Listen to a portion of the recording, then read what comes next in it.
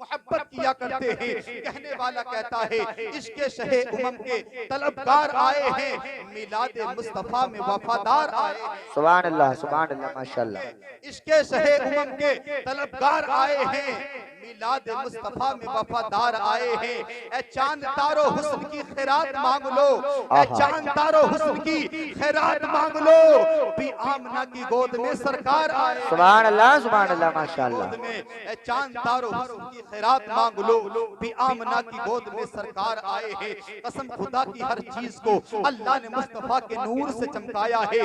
अल्लाह ने जमीन हर चीज को अल्लाह ने मुस्तफा के सदक़े में पैदा किया है। लेकिन आइए बात को कुशादा न करते हुए अपनी बात को मैं शुरू करता हूँ। अल्लाह कुरान में इरशाद फरमाता है वला तहिनु वला तहज़नु व अंतुमुल आलौना इन कुंतुम मोमिनीन। रब ने इरशाद फरमा दिया आप सुस्ती न करो, आप गम न करो, आप परेशान न हो, आप हिम्मत न हारो, बल्कि कामयाब तुम हो जाओगे बशर्ते कि ईमान वाले हो जाओ। रब का कुरान कहता है अगर तुम थोड़े भी हो तो नाकाम मत हो जाना। कामयाबी ज्यादा को नहीं मिलती है, उरूज ज्यादा को नहीं मिलता है। उरूज उसको मिला करता है जिसके सीने में ईमान हुआ करता है, जिसके सीने में रहमान हुआ करता है, जिसके सीने में रसूल पाक की मोहब्बत हुआ करती है। पता चल गया अब ये मत देखना कि कामयाब वो है जिस पे ऊंचा मकान है, बस ये देखना कामयाब वो है जिसके दिल में इश्क़ मुस्तफा ने जगह। सुभान अल्लाह। नारे तकबीर, नारे रिसालत, नारे गौसियत, मसलके आला हजरत जिंदाबाद जिंदाबाद। सुभान अल्लाह। कामयाब वो है जिसके सीने में इश्क़ मुस्तफा है, जिसके पास ईमान है। दौलत तो चंद दिनों की होती है, कब तक ये दौलत है? जब तक तुम्हारी सांसें हैं ये दौलत तुम्हारे काम आ सकती है, लेकिन मरने के बाद अगर तुम्हारी औलाद ने इस पैसे को जहां चाहा खर्च कर दिया ना, तो फिर समझ लेना ये तुम्हारी दौलत वबाल भी बन सकती है। अगर तुम्हारे बेटों ने अगर मस्जिदों मदरसे में खर्च कर दिया, ऐसे मिलादों पे शर्फ कर दिया, तो तुम्हारे कब्र के अंदर भी होगे तो अल्लाह ताला तुम्हारे पैसे की बरकत से कब्र को भी नूर से मामूर फरमा देगा। अगर क्या भरोसा है, क्या पता है तुम्हारी औलाद तुम्हारे पास आकर के तुम्हारे नाम से मस्जिदों मदरसे में खर्च करे, कुछ भरोसा नहीं। अभी तुम्हारे पास सांसें हैं, अभी तुम्हारे पास वक्त है, अपने हाथों से खुदा की राह में खर्च भी करके जाओ ताकि मरने के बाद आपके पैसे का तुम्हें फायदा पहुंच जाए। अल्लाह अकबर प्यारे मुसलमानों। लेकिन आइए आखिरकार जब हम मर जाएं, दुनिया से चले जाएंगे, कौन सी औलाद होती है जो कि हमें नफा पहुंचाती है? आखिर मरने के बाद कौन होगा जो हमारे लिए दुरूद व फातिहा पढ़ेगा? अल्लाह अकबर। आप मिंबर पे देख रहे हैं ये उलमा बैठे हैं, ये करम है, इन फضل है इन उलमा का। जब तुम मर जाते हो तो तुम्हारा बेटा तुम्हारी कब्र पे जाकर के फातिहा पढ़ा करता है। आज लोग ऐसे हैं जो उलमा पे उंगली उठाते हैं, इमामों पे नुक्ताचीनी करते हैं। अरे तुझे मुकद्दर पे फख्र करना चाहिए कि जब तेरा तीजा होता है, जब तेरे मकान पे चहल होता है, वहाँ दुआ करने वाला गांव का प्रधान नहीं होता बल्कि मुस्तफा का दीवाना मुसल्ले पे खड़े नमाज पढ़ाने वाला इमाम हुआ। बेशक बेशक बेशक। सुभान अल्लाह। बहुत अच्छा पैगाम दे रहे हैं माशाअल्लाह माशाअल्लाह। कौन होता है? मरने के बाद कोई सहारा नहीं होता, लेकिन इमामों की कदर कर ली जाए। ये इमाम मुसल्ले पे 5 वक्त दुआ करते, परवरदिगार जितने भी मुसलमान दुनिया से गए हैं, मौला मेरी नमाज की बरकत से, मौला अपने फजलो करम से उन तमाम गुनहगारों की मग़फ़िरत फरमा दे। सुभान अल्लाह माशाअल्लाह। जिस मौलवी ने, जिस इंसान ने मरने के बाद भी तुम्हारी फिक्र की, आज तुम उसी पे उंगलियां उठा देते हो, आज उसी पे नुक्ताचीनी की जाती है।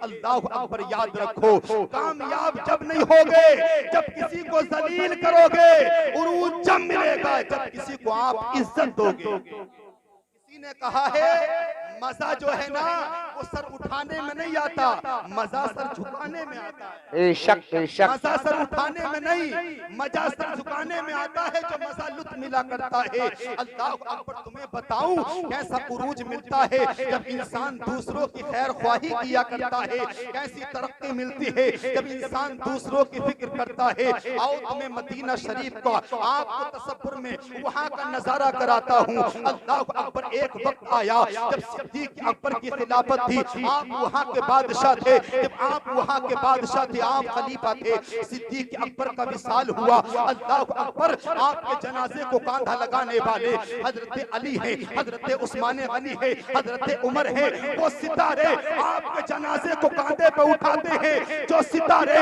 मुस्तफा के सामने मुस्तफा के रुखे ज़ेबा को देखा करते थे। जब आपके जनाजे को ना सिद्दीक अकबर के जनाजे को लेकर चले हैं, उमर भी चले हैं, उस्मान चले हैं, अली हैदर कर्रार चले हैं। जब जनाजे को लेकर चलते हैं और रास्ते में अचानक किसी मकान से रोने की आवाज आती है, जब रोने की आवाज आई ना, हजरत अली कहते हैं, हजरत उमर कहते हैं, ठहर जाओ, जनाजे को यहीं रखो, देखो तो सही घर के रोने की आवाज कैसी आ रही है। अल्लाह ये अकबर रोने अल्लाह। वाला कौन रोता है, ये किस दर्द से रोता है, ये किस वजह से रोता है। जनाजे को रखा गया है, हजरत उमर फारूक आजम ने कदम को आगे बढ़ाया, दरवाजे पे दस्तक दी, दरवाजा खुला, अंदर से खातून निकल करके आती है। अल्लाह अकबर, हजरत उमर पूछते, खातून बता रोने की बात क्या है, तेरी आंखों में आंसू कैसे है, तेरी आवाज बुलंद कैसे हुई है। वो खातून कहती है, तुम जिस जनाजे को लेके जा रहे हो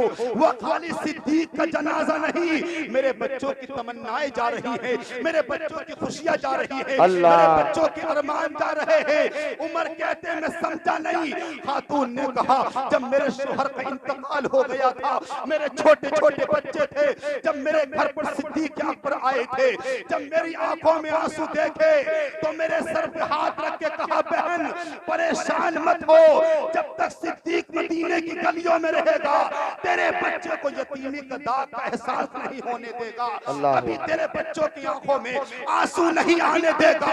आज सिद्दीक नहीं जा रहा, बल्कि बच्चों की तमन्नाएं जा रही है, बच्चों की ख्वाहिशें जा रही है। इतना कहना था तो हजरत उमर फारूक आजम ने कहा, जब सिद्दीक ने तुझे बहन बनाया था, आज उमर वादा करता है सिद्दीक गया तो उमर मौजूद है, जब तक उमर रहेगा तेरे बच्चों की आंखों में आंसू नहीं।